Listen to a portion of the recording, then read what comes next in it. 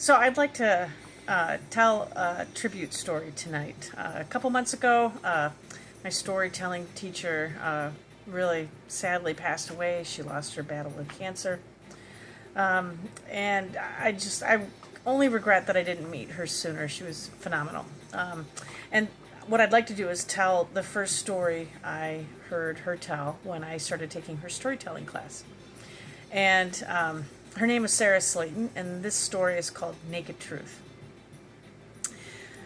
So Naked Truth wanted to go for a walk one day. He wanted to go for a walk because there were things that he needed to tell the people. There were things they just needed to know.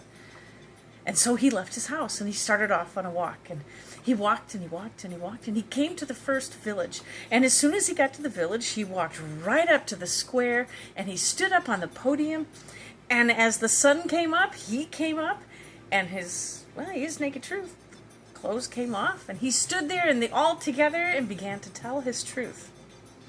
And the people began to gather around, and Naked Truth thought, yes, you should gather around. You need to hear these things. But that's not really how they were gathering around. They were kind of, tee-hee-heeing behind their hands and pointing and laughing. And eventually they weren't pointing and laughing. There were older relatives, husbands, fathers, brothers, mothers, grandmothers, sisters, all coming and shouting. And they were shaking their pitchforks and raising their rolling pins in anger, and Naked Truth fled from that town, thinking, oh my word, what could have possibly upset those people so much? And so he thought, you know what, I'm going to walk to the next village, and as I walk, I'm going to think about this. And he thought, that wasn't really very nice of me. It was very early in the morning, and I went and got up got them going so early, and people don't like to think first thing in the morning. They want to get their day going and maybe have a little breakfast and then think. And I should have waited until noon. Well, as luck would have it, it was almost noon when he came to the next village. And so he waited until it was noon on the dot, and he walked to the center and he climbed up on the podium. And as Naked Truth stood up, the clothes fell to the ground and he began to tell his truth. And he was very excited about telling this truth because it was really exactly the truth the people needed to hear. But sadly, once again, Naked Truth had to realize that as he began to tell his truth, people weren't really hearing his truth. Mostly what they seemed to be doing was seeing him. And once again, they were tee-hee-heeing behind their hands and pointing and laughing and ribbing each other. And oh, poor Naked Truth. Then they became angry again, and there was more shaking of the pitchforks and rattling of the rolling pins. And once again, Naked Truth was chased out of town within an inch of his life. Well, this is really upsetting for Naked Truth. He'd never had a day like this before in his life. And, sharing his truth was what he was all about. And this is exactly what he had not been able to do at all that whole day. And he thought, well, I'm going to walk to that other village. It's a little further down the road. And as I walk, I'm going to think about what could have gone wrong. And as he walked, he thought, oh, yes, I understand. I see it now. I interrupted them in the middle of their workday. Wait, that wasn't even fair. They were all busy and thinking about the things they had to do and the people they had to see and the places they had to go. And they weren't ready to hear the truth. It's more of an evening meal thing to hear truth. And so, as luck would have it, once again, just as he came to the third village, it was almost evening time. And so just as the sun was about to go down, Naked Truth came up, the clothes fell to the ground, and once again he was sharing his truth. And oh, with what gusto and passion he shared it. And once again people began to gather around, mostly children at first, and then the younger people, and well, then eventually everyone in the town, parents, leaders, grandparents showed up.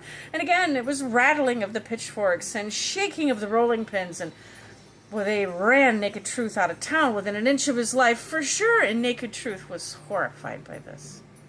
He didn't even have the heart to go to the next village. He couldn't even think about the next village.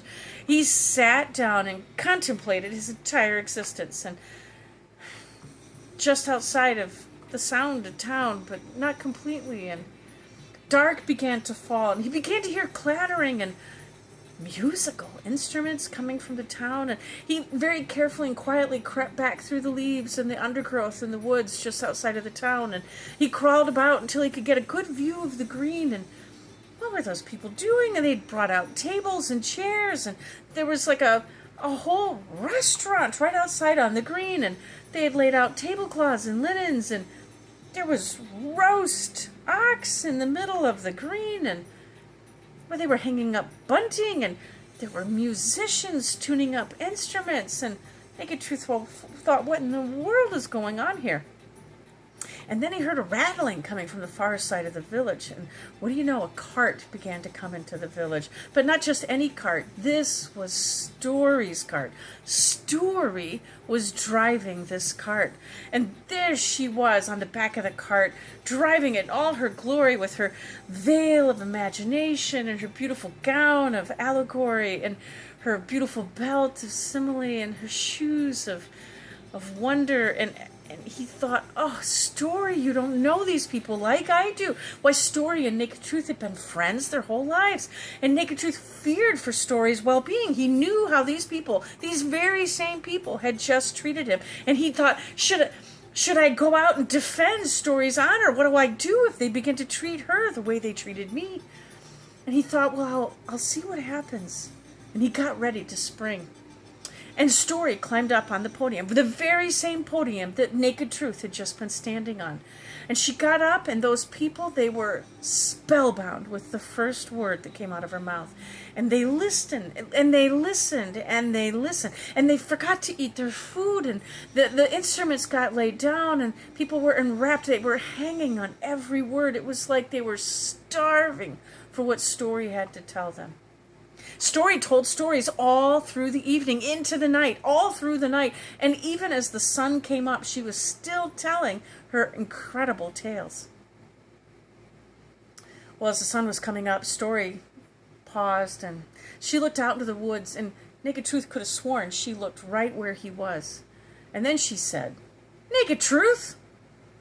Naked Truth shook in his shoes. She said, Naked Truth, you get on out here. You get out of those woods. You come over here. Why, these people need to hear what you have to say as much as they need to hear what anyone has to say. More, maybe, even. You can't just hide there in these woods. These people need to hear your truth. That's what you're for. And Naked Truth said, oh, no, I can't. They don't want to hear what I have to say. I tried, Story. They wouldn't hear a word. And Story said, I know how you do. And she says, you are not much to look at, Naked Truth. She says, why don't you come over to my cart? I think I've got just the thing. So she took Naked Truth back to her cart, and she opened up her trunk of robes and clothes and garments, and she pulled out for Naked Truth a tunic of adventure and a lovely pair of boots of friendship and a belt of romance and a little hat of humor. And she says, now, why don't you go ahead, now that you're dressed, go and try and tell your truth. Oh, Naked Truth was terrified, but he would do anything for Story, and so he obliged her. He got up on the podium, and he began to tell his truth, and with great trepidation, you can imagine at first. But he noticed soon that the people, they were hungry for his truth. They did want to hear it. He did need to share it, and they were as hungry to hear as he was to share. And that was the day that Naked Truth learned that when he wore the clothes that Story gave him, the people would listen. Thank you.